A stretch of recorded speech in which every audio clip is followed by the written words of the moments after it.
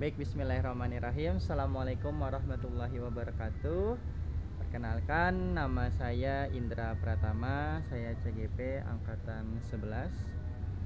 Pada kesempatan kali ini, izinkan saya untuk berbagi bersama untuk menyampaikan koneksi antar materi modul 2.1 berkaitan dengan pembelajaran berdiferensiasi berpihak pada murid.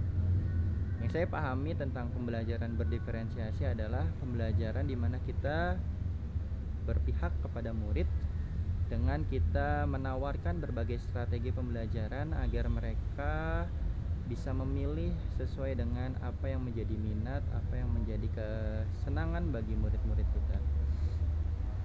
Pembelajaran berdiferensiasi ini bisa diterapkan baik di kelas ya, yakni kita perlu yang namanya memahami terkait tujuan pembelajaran. Jadi kita perlu paham nih apa tujuan pembelajaran dari materi yang akan kita bawakan di kelas tersebut.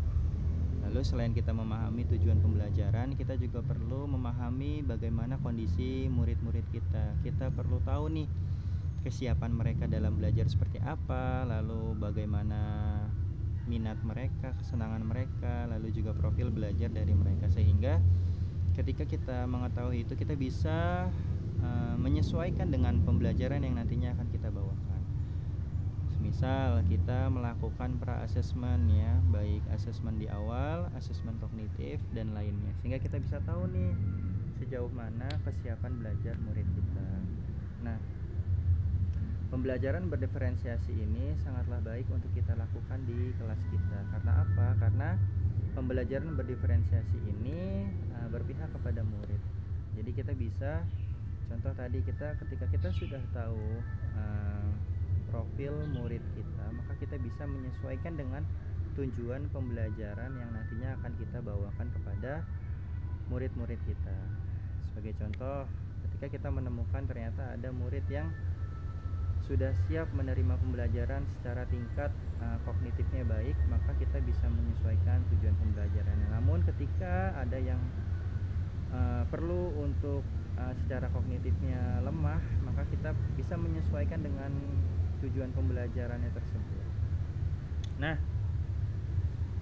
lalu apakah akan optimal hasil yang dicapai oleh murid ketika kita menggunakan pembelajaran yang berdiferensiasi? Iya, justru malah dengan adanya penyesuaian dengan pembelajaran berdiferensiasi, kita bisa menyesuaikan dengan apa yang menjadi kondisi muridnya saat ini.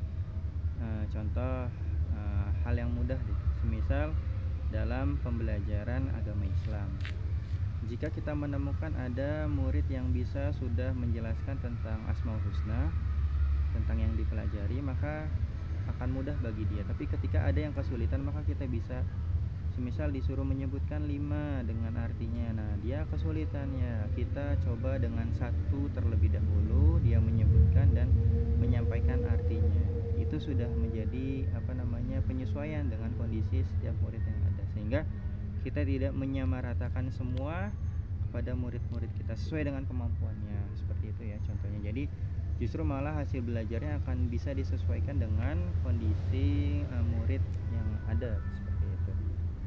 Nah, lalu menarik adalah bagaimana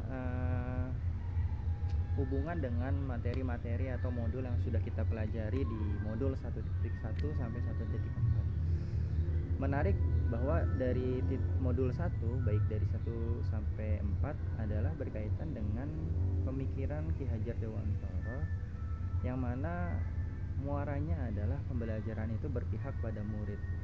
Kita sebagai guru penggerak, kita memiliki nilai, memiliki peran, memiliki visi agar setiap pembelajaran yang kita berikan itu adalah berpihak kepada murid.